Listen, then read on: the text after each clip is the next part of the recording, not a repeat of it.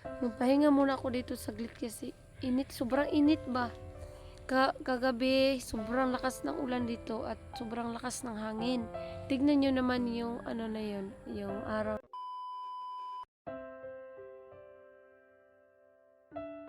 So, hi guys, no, nandito na ako sa sinasabi ko sa inyo yung nakaraan, no, yung video ko na dapat ito yung una na area na ipapakita ko sana sa inyo. No, na malalaki ng kamatis, papakita ko sa inyo ngayon. Dapat ito kasi yung nauna pero yung napakita ko sa inyo, yan yung pangalawang area. Dapat ito yung una kasi ito yung unang area na tinaniman ng kamatis. Tara. At ngayon, no, sabayan nyo ako, no, papakita ko sa inyo yung kapatid ko yung naghawak ng camera. Mamaya ipapakita ko sa inyo. At ngayon, tara.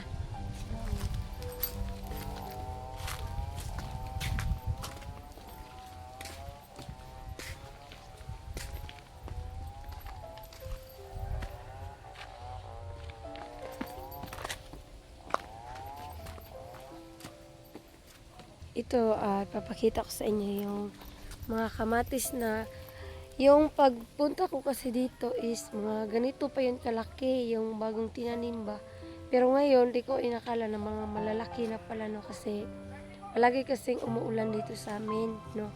Kaya malaki talaga yung malakas tumubo yung kamatis ba, at saka syempre nag-aabono, no, at nag-spray palagi, no, kasi kapag hindi ma-sprayhan at laging umuulan, mawawala yung mga bulak niya ba. Paano kung wala ng bulak, wala na yung maibunga. Kaya ito, papakita ko sa inyo. Ito na pala siya. Ayan. Nakita, no? Sobrang laki na. My God. Sobrang laki na talaga. Hindi ko inakala na ganyan na pala kalaki. No? Ayan. Sobrang nang laki ang mga kamatis. Papakita ko. Sobrang hangin talaga dito. Sobrang hangin. Sobrang hangin dito. Kasi, siguro parang may bagyo o iwan ko. Ayan na sila. Wala pang dito yung, hindi pa nalagyan ng PC kasi, pinapasprayan pa kasi yung sagbot ba. Tignan nyo yung mga sagbot. Tumutubo na. Ayan, hanggang dun, no. Tumutubo na yung mga sagbot, tsaka sa isang hektar, mayroong 3 tao. Tsaka hindi naman ito minamadalian, no, kasi tumubo naman yung kamatis. Ang lang na ito is lagyan na ng PC dito para maisabit kasi para hindi masangyad bitaw siya, para ang bulak dili mataktak ba. Ayan. Sobrang malalaki na pala yung kamatis dito. Ayong kasi pag punta ko dito is mga maliliit pa. No, kaya pala hindi sila ng PC naglagay kasi tawag dito? Yung naghabok sila. Alam mo yung habok, papakita ko sa inyo ngayon. Yung yuta ilagay doon sa puno ng kamatis, no, kasi para tumaba ba. Ay, pala siya, mayroon ng bulak siya ba, marami na. Ayan, tignan nyo. Ayan, ito may bulak na siya. Hala, pagka taba buyag-buyag. Ayan, papakita ko sa inyo. Ayan, no, tignan nyo. Sobrang ganda ng pagkaano ng kamatis na ito. Na, ayan. Bumulak na siya. Pasensya na kayo ha, kasi hindi pa ng sagbot kasi madaming trabaho pinapahabukan kasi pwede naman itong isprayhan dito. Papunta ron. Spray na yan. Lahat ng tabla-tabla dyan. Isprayhan lang yan. Madaling mamatay yan. Pero kasi importante yung puno ba. Dapat lagyan talaga ng yuta. Yun yung ibig sabihin ko na habukin ba. Yung magkalkal ng yuta tsaka ilagay doon dito sa puno ng kasi pag umuulan, no, makalkal yung mga gamot ng kamatis, kaya sayang, no, mamamatay siya kapag tawag dito. mamamatay siya kapag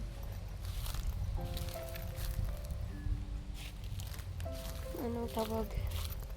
Mamamatay siya kapag walang yuta. Papakita ko sa inyo. Ayan. Sobrang lawak. Yan, may dyan. Ayan. Iba din to ha, yung pinupuntahan ko, hindi yung doon.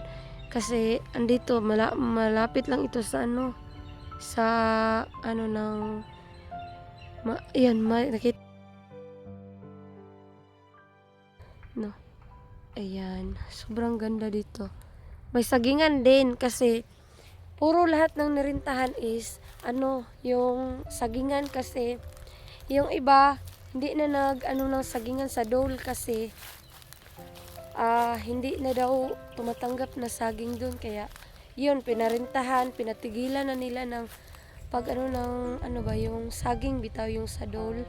Kasi, daw yung malaking financing tapos mababa yung palitan ng saging at yun yung yun yung sabi ng may-ari ng sagingan, no. Kaya kung magtataka kayo bakit parang yan yung sagingan yan lahat, oo, sagingan ito pero iba't ibang lugar ito, no.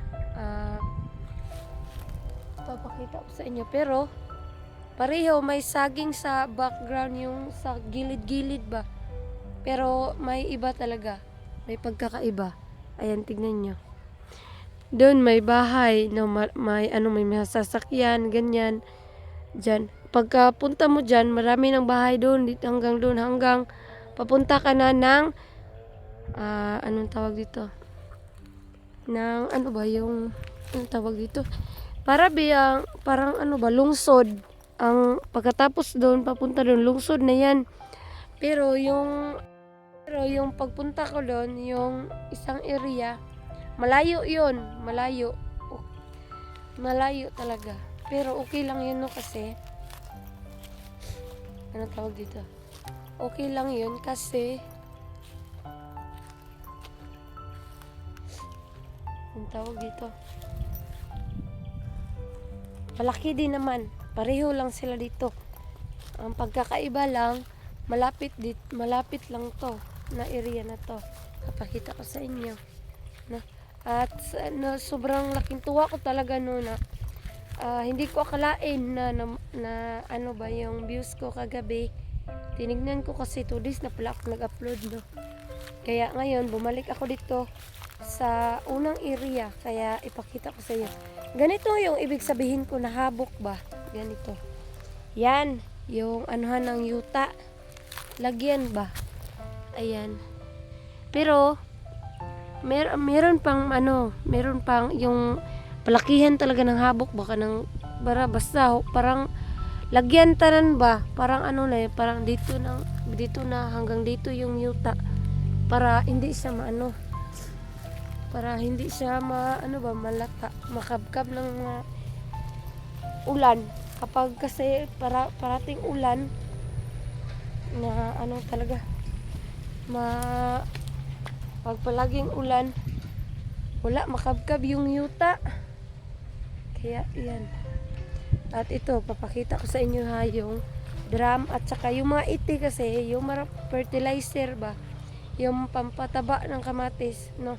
Yan, lagyan na, yung iti parang sa manok ba, o sa manok yan na iti, tsaka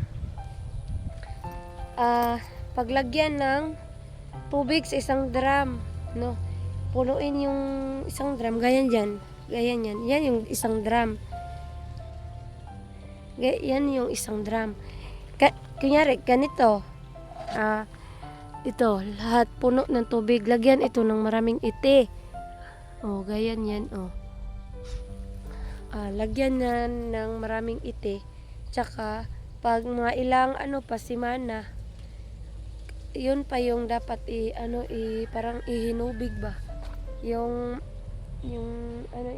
sa parang iabuno nga. Pagkakaiba lang ng abono at ito hinubig. Ang abono is lang man yun, yung pwede rin bundak, no, hindi na yun sa tubig ba. Meron ding abono na ilagay sa tubig, humulan ba kung nangyari, kung maliit pa yung kamatis mo, ganyan. Oo, di pa yan siya anuhin, kailangan bundakin, di pa siya, kasi mamatay man yan, no? Kailangan ano lang yan, lagyan pa ng tubig ba, tsaka maliit lang yung i-ano niya, at hindi rin pwede na iabono sa malapit sa kanyang puno kasi malata, hindi pa makasurvive ba. Yan yung ibig kong sabihin. At saka ito yung tignan nyo yung pagkakaiba doon sa bahay doon ba sa Pikas, no, yung area. At saka dito. Ayan. Ay, yan yung pagkakaiba. Meron dyan yun, malaki, no. Tsaka yan yun. May pa rin. Ayan. Tsaka, nung nakaraan is wala pa tong tubig, pero ng hose. Kasi hindi pwedeng maggulay na walang tubig. Paano na pag walang abono? Ayan. Ayan. Tingnan nyo yung bahay. At saka meron takuri. Ayan. Mga hose doon. Papakita ko sa loob. Aray ko. Ayan, so magpahinga muna ako dito saglit kasi sobrang init ba. Kagabi, sobrang lakas ng ulan dito at sobrang lakas ng hangin. Tignan nyo naman yung na yun, yung araw na yun. Tignan nyo ngayon, parang parang uulanin na naman ba. Ayan. Kagabi, akala ko talaga may bagyo kasi sobrang lakas ng ulan. Tsaka yung hangin pa, sobrang tugnaw talaga. Kaya, dito ako ngayon, no? Pumunta talaga ako dito, no, kasi nag-update ako. At dapat kasi ngayon is naglalaba ako kasi marami ng labahin, no? Maraming labahin at maraming gawain, no, sa bahay. Siyempre maglimpyo ng bahay, maglalaba, ganyan. Pero saka na yun, madali naman yung gawin. Pero i-update ko kayo, no, kasi sobrang saya ko talaga nung nakita ko talaga na malaki ang views ko. Sana, no, suportahan nyo pa din ako, no, kahit ganito na yung i-update ko dito, pina-upload ko dito sa YouTube ko. Sobrang laking tuwa ko talaga, no. Maraming salamat sa lahat na nanonood, sa lahat nag-comment, no, na-appreciate ko kayo. Sana hindi kayong magbago, sana suportahan nyo pa din ako. At malaking may 33 na nag-subscribe sa akin kagabi, no, nakita ko doon, no. Salamat, no. At siyempre excited na ako kahit yun yung 10k subscriber, malaking na yun sa akin kasi pinaghirapan ko yan na maabot ako ng ganyan kalaki na subscribers, no. Meron nga din iba na kahit 100 subscriber lang, laking tuwa na ako pa kaya na mag 10k na ako, no. Kahit yun lang, masaya na talaga ako sa buhay ko, no. Kasi kahit ganyan maliit pa na bagay, na sobrang tuwa ko na paano kaya kapag lumalaki na, no. Kaya sana suportahan nyo pa din ako, no. At sa mga pa-shoutout sa inyo, hindi ko na isulat sa papel, no, kasi sobrang busy ko talaga. Pasensya na talaga kayo, sana maunawaan nyo. Pero palaging nagpapasalamat man ako sa susunod, no, pagla-live ako dito sa area, no, para makita nyo talaga lahat na mga ginagawa ko. At meron pa kasing nadagdag na area, no, saka na yun natin pag-usapan, no. 3 hektarya din sa parang nito may tatlo ng area tag-iisa, pero may nadagdag din naman na isang area, bali 3 hektar ang sukat doon. Kaya saka na ko na i-update, no, kapag nagtatrabaho na sila, no. Kaya sana tapusin nyo yung video ko. Sana nasasayahan kayo sa video ko kahit nandito sa farm. Ito na yung mga na-i-upload ko, no. Sana suportahan nyo pa din ako, no. At pasensya na kayo sa anong tawag dito, sa mga nagsasabi ba na mayaman na daw ako. Ay, Diyos ko, kung darating man tayo, no, at kung kagustuhan talaga ng Diyos, no, na darating tayo dyan, sana mismo no, mamamangha na lang tayo kung ano talaga ang gusto at maibigay sa ang Diyos natin sa atin, no? Kaya always pray and trust the Lord, no? And always talaga na magpapasalamat kahit sa maliit na bagay, no? Kaya yan yung natutunan ko na kahit sa maliit na bagay papasalamatan natin, no? Kahit ganyan lang sa ngayon kasi hindi tayo bigyan ng Diyos na sa ganyan lang, yung sa maliit ba, kapag ano ka talaga yung hardworking ka, kung ano man yung ano, more blessings pa talaga. Kaya kayo, alam ko na may mga pinagdadaanan yung mga tao ngayon, no? Sobrang hirap kasi talaga ng kalagayan natin ngayon, pero huwag kayong mag-alala, hindi lang dyan, sa lahat ng panahon dyan lang kayo, no? Magtiyaga pa kayo, magtrabaho pa kayo, at more ipon, no? Hindi man natin anuhin yung araw-araw na hindi tayo makagastos, kasi gastos talaga ng araw-araw. Kasi kung hindi din tayo magastos, wala tayong maikain. Kung hindi din tayo magtrabaho, wala tayong pangkain. Kaya yun, ayan, itutur ko ulit kayo, no? Kasi pagkatapos itong area na to, no, doon naman tayo papunta sa kabila, no? Ayan, ito yung hindi pa na ano na tamnan, parang anuhan ng ano ba. Ayan, meron pa ditong pero hinahagbasan na yan. Papakita ko sa inyo yan.